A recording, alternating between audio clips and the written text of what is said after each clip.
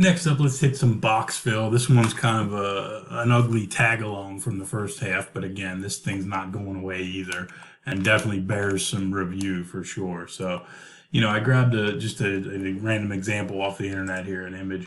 Looks like we've got a box. We have a 14-2 non-metallic cable, and then two 12-2 non-metallic cables.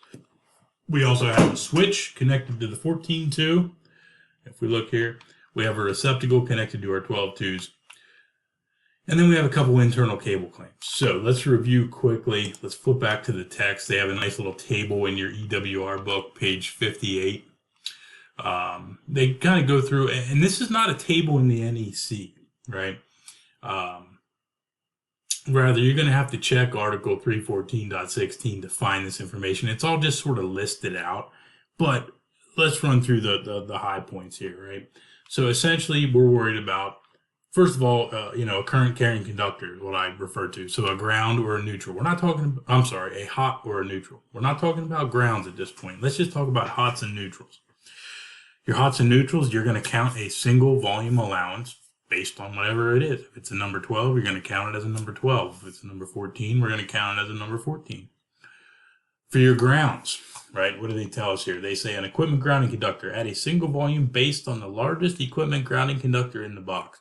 It means if I have 1 ground, 2 grounds, 10 grounds, doesn't matter. I'm going to count 1 ground based on what's my largest ground in that box. Next ones we got to worry about, I think the biggest ones, literally the biggest ones, I guess, too, is device or equipment. Do we have a device in there, a switch or receptacle?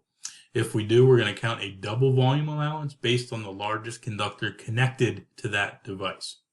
And again, we'll look at that when we go back to the picture.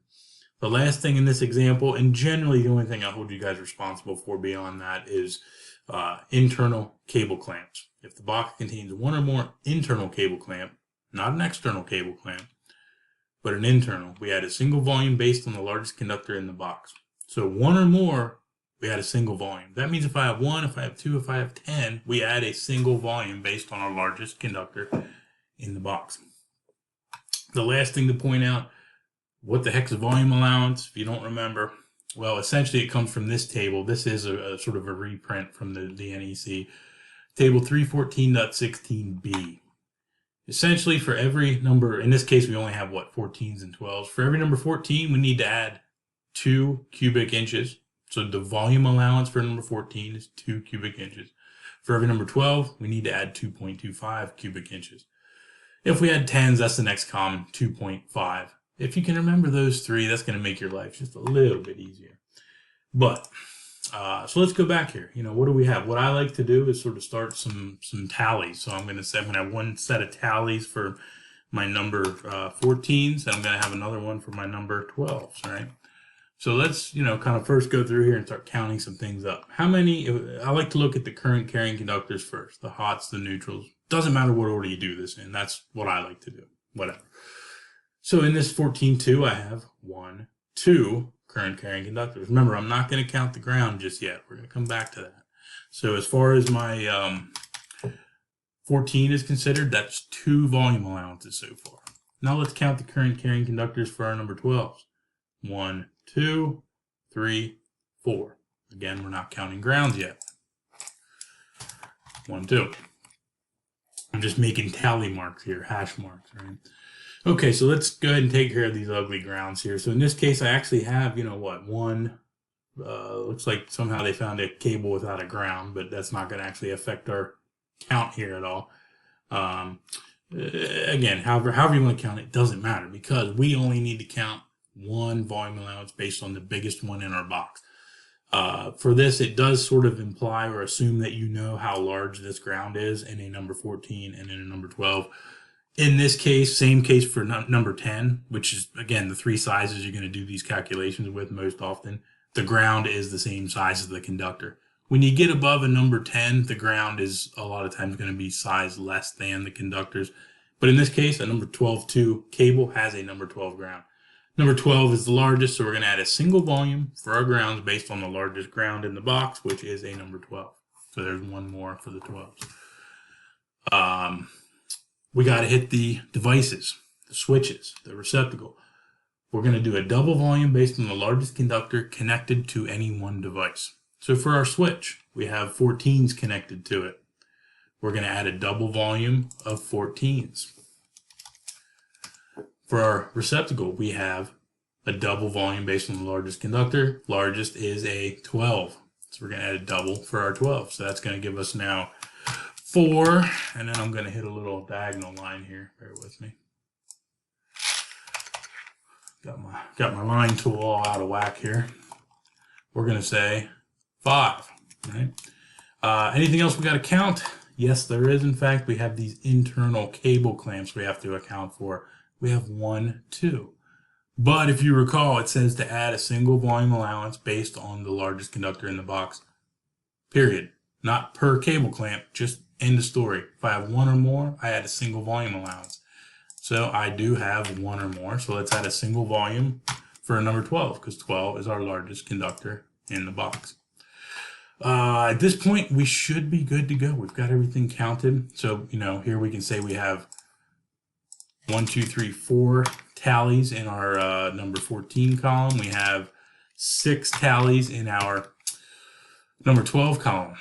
So let's kind of give a quick refresher here.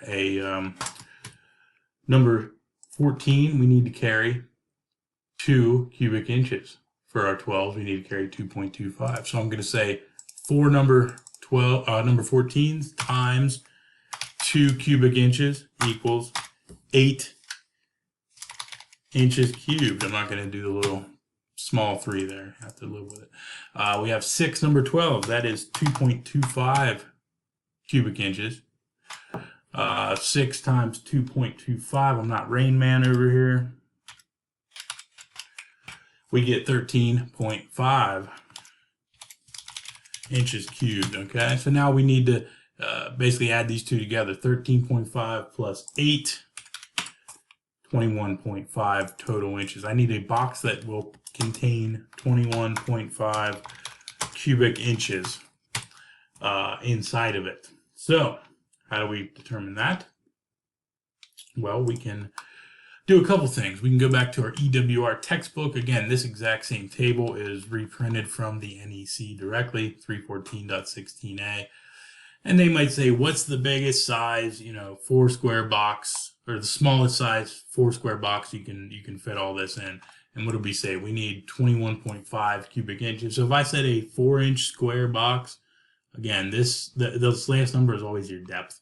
So I have a 4 by 4 square box by 1.25 inches, 1.5 inches, 2 1/8. Which one works for me? Well, we need 21.5. So 18. We missed out on 21. We just missed. We're going to need to go all the way up to 4 by 2 1/8 box. So there's your answer on a box build question. There's not a ton of them, but they can get pretty long-winded and intense. So thought it was worth reviewing. Next up, let's look at some switch control, basically some switch terminology. They're going to show you some diagrams. Nothing too crazy, but right off the bat, we have essentially 4 switch types you guys really need to worry about. We have what's technically known as a single pole, single throw switch. That's a single pole switch. We're going to use that to control a light from one location. It has 2 screws for wire connections. When we talk about the wire connections, generally they're going to say not including grounds. That's kind of implied. That's kind of assumed. I think they always say it. But how many points for connecting screws does a single pole switch have? It has 2. 1, 2. It's either open or in the off position here, or it's either closed in the on position here. Again, we're going to control a load from one location. We close the switch, current goes through, powers the load, or we open the switch, current doesn't go through, and the load is not energized. Next up, we get to your single pole double throw switch. That's more commonly known as a 3-way switch. In fact, some guys would look at you funny if you called it a single pole double throw, but that's what it is. Generally, this is going to be used to control a load from 2 locations. Okay, so that's going to have 3 terminals, 3 screws for landing wires. One is known as the common screw. Sometimes I call it the point screw, the point wire, common wire. And then the other 2 are going to be for your travelers, as they're known. So essentially, we're going to control load from 2 locations. I have a video on that I put up here about sort of how all that goes. Take a look at that if you need a refresher on that. Then we get into our double pole, double throw, again, more commonly known as a 4-way switch. We're going to use this to control a load from more than 2 locations. So I can do 2 locations with my 3-way switch here. But as soon as I need more than 3 locations, I just basically add a 4-way in between my 2 3-ways, right? And I can essentially do this unlimited. I can put as many 4-ways in between the 2 3-ways as I want. I mean, schematically, theoretically, unlimited, right? So if I need to control a load from 6 locations, I'm going to need 2 3-ways to do the 2 ends, and then I'm going to have 4 4-ways to fill in the middle. Last but not least, well, and I should say too, on your 4-way switch, double pole, double throw, you got 4 screws for connection of wires.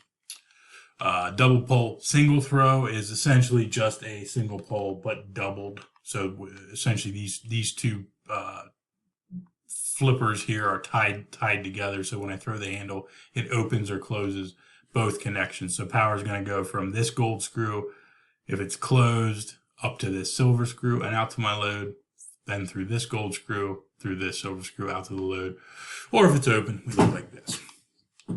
That's about as in-depth as we get with your switching. They're going to show you a couple diagrams and say, if this switch is on and this is off, which load is on, or which load is controlled by switch 1. So it's really just a matter of sort of having a general understanding of these diagrams here and sort of how they operate. I don't think that's going to be too tough. I hope not, anyway.